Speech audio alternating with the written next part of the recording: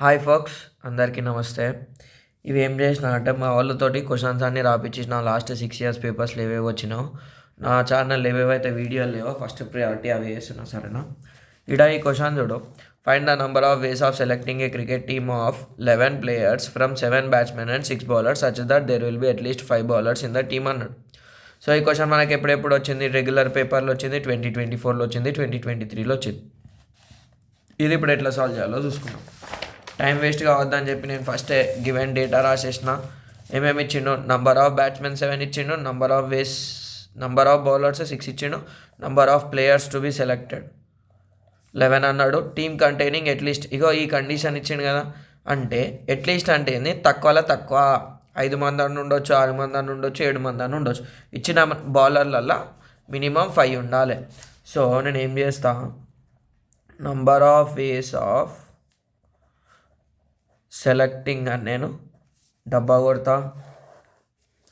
So serial number గీత కొడతా. Number of batsmen, number of bowlers,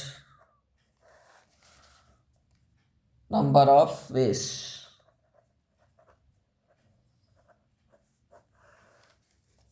రాసినాం కదా. 1. ఇక్కడ బౌలర్స్ ఎంతమంది? మినిమం 5 అన్నాడు కదా. బౌలర్స్ ద్వారా నేను 5 తీసుకుంటా, గీత కొట్టేస్తా. తర్వాత 6 తీసుకుంటా. టోటల్ 6 కన్నా టోటల్ 6 మెంబర్స్ కదా బౌలర్స్. సో 5 అని అవుతుంది, 6 అన్న అవుతుంది. దీనికి నేను కండిషన్ రాసేస్తా. ఇప్పుడే రాయ కండిషన్స్. నంబర్ ఆఫ్ మనకి ఎంతమంది కావాలి? 11 మెంబర్స్ కదా. ఒకవేళ 5 బౌలర్స్ అయినారు అనుకో 6 బ్యాట్స్మెన్స్ అవుతారు. 6 + 5 11. 6 బౌలర్స్ అయినారు అనుకో 5 బ్యాట్స్మెన్స్ అవుతారు. సో ఇక్కడ ఏం చేయాలి?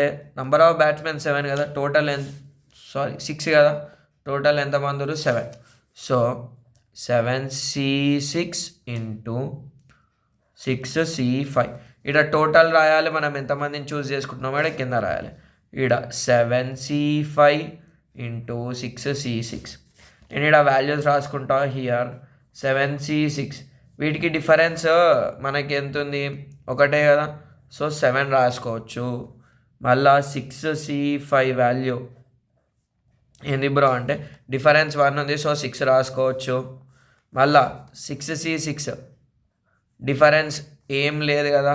మనం ఏం రాసుకుంటాం బ్రో అంటే ఈడ నంబర్స్ ఏముంది? సో మొత్తం క్యాన్సిల్ అయిపోతుంది. మళ్ళీ ఏంది? ఇక్కడ 7C5 ఉంది కదా. డిఫరెన్స్ అనేది 2 ఉంది కాబట్టి నేను ఏం చేస్తా, 7 × 6/2 కదా. 2 × 1, 2 1s 2 3s. ఇది షార్ట్ కట్ అన్నమాట. ఒరిజినల్ ఫార్ములా ఏంది బ్రో అంటే NCR = n(n−r)(r)(r). సో అప్పుడు దాకా ఇది నేను రాసింది రాసేసేది. ఇప్పుడు నంబర్ ఆఫ్ వేస్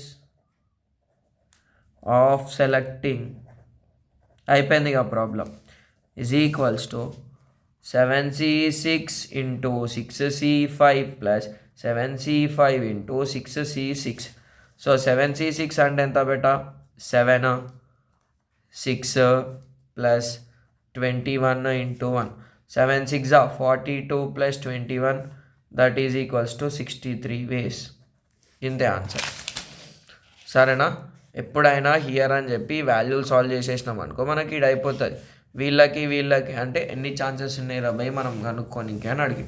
ఇక్కడ గుర్తుపెట్టుకోవాల్సింది ఏంది బ్రో అంటే అట్లీస్ట్ అంటే తక్కువ 5 అని ఉండాలి, లేదా 5 కన్నా ఎక్కువ ఉండాలి. గింత ఈ ప్రాబ్లం. సరేనా? Thanks for watching. All the best. ఇంకొకసారి చెప్తా చూడు. అంటే మధ్యలో నేను నిద్రలోకి లేచిన కదా. సో టోటల్ బ్యాట్స్మెన్స్ ఎంత ఇచ్చిండో చూసుకోవాలి. 7 ఇచ్చిండు, టోటల్ బౌలర్స్ 6 ఇచ్చిండు, మనకు 11 ప్లేయర్స్ అన్నాడు.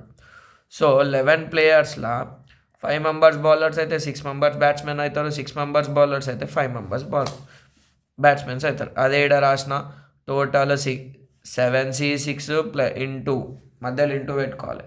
బౌలర్స్ ఎంతమంది? 6 మెంబర్స్, అందులో 5 మెంబర్స్ని సెలెక్ట్ చేసుకున్నాం. గింత ఇది. Thanks for watching. All the best.